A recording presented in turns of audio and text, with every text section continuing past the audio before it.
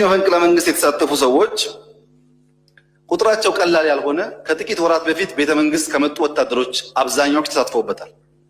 መከላከያ ገምግሞ አስሮ እነዚህ ወጣቶች ናቸው ይማራሉ ብሎ የሸኛቸውን ተጠቅመውበታል። ሰዓቱ ረፋድ ነው። ከአዲስ አበባ በስተምዕራብ ከሚገኘው የጦር ላይ ማሰልጠኛና ከቡራዩ አቅጣጫ የተነሱ ወታደራዊ ኦራል መኪኖች አዲስ አበባን አቋርጠው ወደ 4 ኪሎ እየገሰገሱ ናቸው። ትራፊክ ፖሊሶች ግራ ተጋብተዋል። ህዝቡ ወታደሩ ምን ሊያደርግ ነው እያለ ይጠይቃል። ማንም መልስ የለውም። ቀኑ ጥቅምት 2011 ዓመተ ምህረት ነው። አዲስ አበባ እንደ ወትሮዋ በጠዋት ተነስታለች። ነገር ግን በብሔራዊ ቤተ መንግስት አካባቢ የተለመደው የሰላም ድባብ ድብዝዝ ብሏል ወይም ጠፍቷል። በመቶዎች የሚቆጠሩ ወታደሮች ታጥቀዋል። ኮማንዶዎች ናቸው። አንዳንዶቹ ስናይፐር ይዘዋል። መዳረሻቸው ጦር ሜዳ ሳይሆን የአገሪቱ ርዕሰ ብሔር መቀመጫ ነው። ዓላማቸው ምንድን ነው? ደሞዝ ወይስ ስልጣን ወይስ የአንድ ትልቅ ሴራ ተዋናዮች? ዓለምን ያስደመመው፣ ብዙዎቹን ያሳቀው፣ አንዳንዶቹን ያስቆጠው የጠቅላይ ሚኒስትር አብይ አህመድ ፑሻፕ ምላሽ የዚያን ቀን ውጥረት አረገበው። ካሜራዎቹ ጠፉ። ወታደሮቹ ወደ ካምፕ ተመለሱ። ነገር ግን ከዚያ በኋላ ምን ሆኑ? እነዚያ በቤተ መንግስት ምንጣፍ ላይ ወታደራዊ ልምምድ ያደረጉ ኮማንዶዎች ዛሬ የታሉ? ይህ የከሸፈ መፈንቅለ መንግስት ነበር ወይስ በእርግጥ የደሞዝ ጥያቄም? በዛሬው የምርመራ ዘገባችን የጥቅምቱን ክስተት ከስሩን ፈትሸዋለን።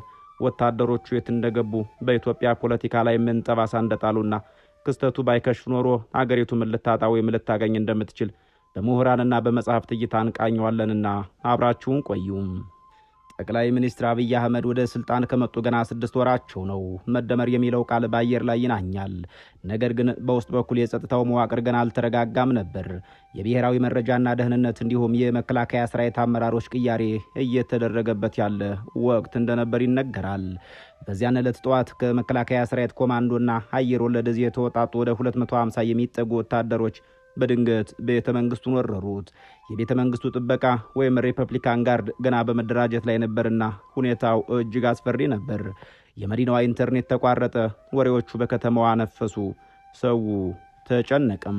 የፖለቲካ ተንታኞች ወቅቱን ሲገልጹት ያ እንቅስቃሴ ተራ የደሞዝ ጥያቄ አልነበረም። ወታደራዊ ዲሲፕሊን የሚያውቅ ሰው ታጥቆ ቤተ መንግስት ድረስ መሄድ ምን ማለት እንደሆነ ያውቃል። የሾው ኦፍ ፎርስ ወይም የጉልበት ማሳያ ነበር። ዓላማው መንግስትን ማሸበርና ምናልባትም ሁኔታዎች ከተመቻቹ ስልጣን መቆጣጠር ነበር በሚል ነው። ጠቅላይ ሚኒስትሩ ከወታደሮቹ ጋር ተገናኙ። ስለ ችግሮቻቸው አዳመጡ። መጨረሻ ላይ ግን ያልተጠበቀ ነገር ተፈጠረም። መሪውና ወታደሮቹ ፑሽ-አፕ ሲሰሩ ታዩ። ይህ ምስል ለዓለም ሲሰራጭ ቀልድ የመሰላቸው ብዙዎቹ ነበሩ። ነገር ግን ጠቅላይ ሚኒስትሩ በኋላ ለፓርላማ ሲናገሩ ነገሩ ቀልድ ሳይሆን አደገኛ ሙከራ እንደነበር አብራሩ። የገዳይ ስልጠና የወሰዱ አሰሲኔት የሚያደርጉ ሰዎች፣ በኦሮሚያ የተመለመሉት አሰሲኔት የሚያደርጉ ገዳዮች። በነገራችሁ ላይ በዚህ መፈንቅለ መንግስት የተሳተፉ ሰዎች ቁጥራቸው ቀላል ያልሆነ ከጥቂት ወራት በፊት ቤተ መንግስት ከመጡ ወታደሮች አብዛኛዎቹ ተሳትፈውበታል። መከላከያ ገምግሞ አስሮ እነዚህ ወጣቶች ናቸው ይማራሉ ብሎ የሸኛቸውን ተጠቅመውበታል።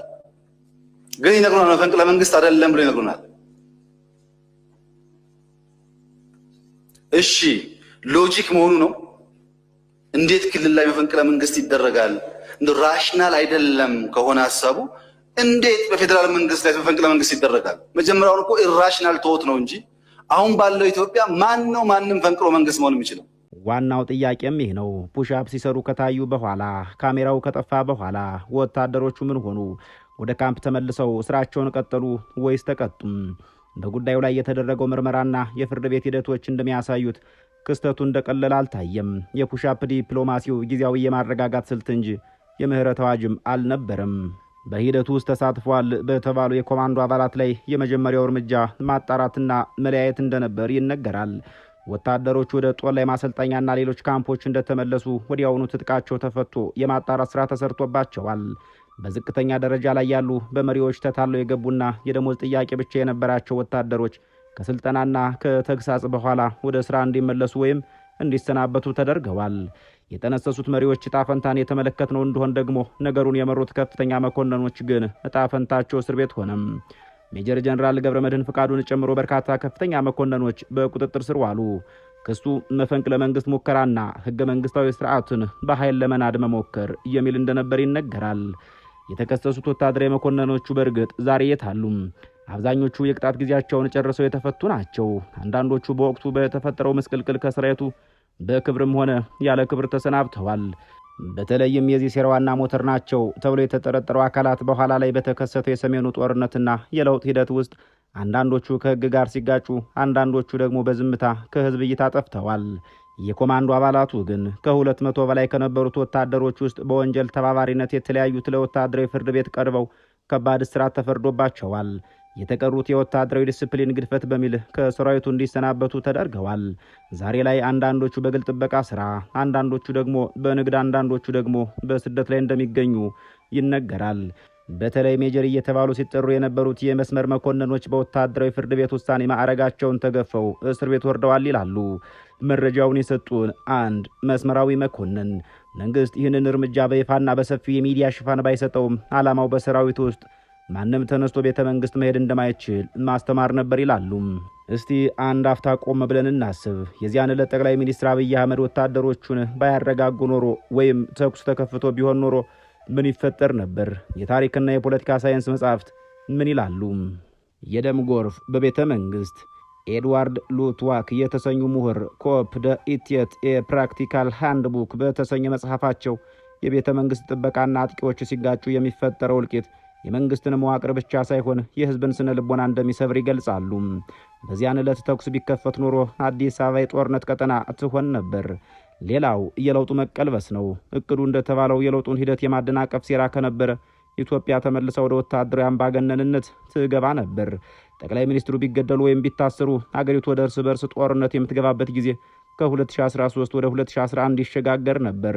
በሂደቱም ኢትዮጵያ ምን አጣች፣ ምን አገኘች የሚለውን ስንመለከተው የሰላማዊ ሽግግር ተስፋን አራዘመች። መሪው በውይይት ችግርን የመፍታት ብልሃት ወይም ሶፍት ፓወር እንዳላቸው ለዓለም አሳዩ። ይህ ክስተት የመንግስትን የደህንነት ክፍተት አጋለጠ። ለቀጣይ የ2011 ሰኔ የጀነራል ሳረ መኮንን ግድያና ለአማራ ክልል አመራሮች ግድያ እንደ ልምምድ ወይም የማንቂያ ደወል ሆኖ አገልግሏል የሚሉ ተቺዎች አሉ። የስለላ ተቋሙ ምን ያህል ተዳክሞ እንደነበርም ማሳያ ነው ይላሉ። በጉዳዩ ላይ አስተያየታቸውን የሰጡ ምሁራን የጥቅምቱ ክስተት የኢትዮጵያ መከላከያ ሰራዊት ለሁለት ተከፍሎ እንደነበር ማሳያ ነው። ያ ባይከሽፍ ኖሮ ዛሬ የምናያቸው ፕሮጀክቶች፣ ዲፕሎማሲያዊ ግንኙነቶችና አንጻራዊ የመንግስት ቀጣይነት ባልኖሩ ነበር ይላሉ። ነገር ግን መንግስትም ለወታደሩ ጥያቄ ቀድሞ ምላሽ ባለመስጠቱ የፈጠረው ክፍተት እንደ ትልቅ ትምህርት ሊወስደው ይገባል ሲሉ ይደመጣሉ። በወቅቱ እንደ ቀልድ የታየው የፑሻፑ ፖለቲካ የሞትና የሽረት ትግል የያዘ እንደነበር ይነሳል። የእነዚያ ወታደሮች መጨረሻ የሚያሳየን አንድ ትልቅ ሀቅ ነው። በወታደራዊ ዓለም ዲሲፕሊን ሁሉም ነገር ነው። ጥያቄው ትክክል ቢሆንም መንገዱ ስህተት ከሆነ ዋጋ ያስከፍላል። አብዛኞቹ ወታደሮች ዛሬ የደንብ ልብሳቸውን አውልቀዋል። አንዳንዶቹ በሕግ ጥላ ስር ናቸው። ያ የፑሻፕ እንቅስቃሴ የእነሱን ወታደራዊ ሕይወት ያበቃ ደወል ነበር ይላሉ። ለኢትዮጵያ ሕዝብና ለመንግስት ግን ትልቅ ማስጠንቀቂያ ነበር። ሰላም ምን ያህል ሸክላ እንደሆነችና በመሪዎች ጥበብ ካልተያዘች በሰከንዶች ውስጥ ልትሰበር እንደምትችል ያሳየ ክስተት ነበር ይላሉ። ዛሬ ላይ ሆነን ወደ ኋላ ስንመለከት ያ ቀን የከሸፈ መፈንቅለ መንግስት ብቻ ሳይሆን የኢትዮጵያ ከገደል አፍ የተመለሰችበት ቀን እንደሆነ የሚያስረዳ ነጥብ ነው የሚሉት መኮንኑ ያ ድርጊት በእርግጥ የኢትዮጵያን መንግስት ብዙ ያስተማረ ነበር ይላሉ። ካሜራዎቹ ጠፉ፣ ፀሐይ ጠለቀች፣ የቤተ መንግስቱ በር ተዘጋ። ከዚያስ መንግስት ከዚያ በኋላ የሪፐብሊካን ጋርድን ወይም ሪፐብሊካን ጋርድ የተሰኘውን ወታደራዊ ኃይል በከፍተኛ ሁኔታ አጠናከረም። የቤተ መንግስት ጥበቃ ዘመናዊ ሆነ። ይህ የሚያሳየው መንግስት ክስተቱን ትልቅ ትምህርት መውሰዱን ነው።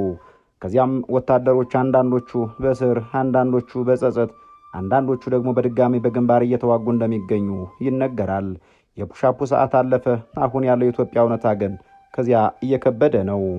የከሸፈውን የመፈንቅለ አብይ እውነታ የተመለከትንበት ምዕራፍ በዚህ ተቋጭቷል። በሌላ ተመሳሳይ ስንድት እስክንገናኝ ሰላም ይስጥልን።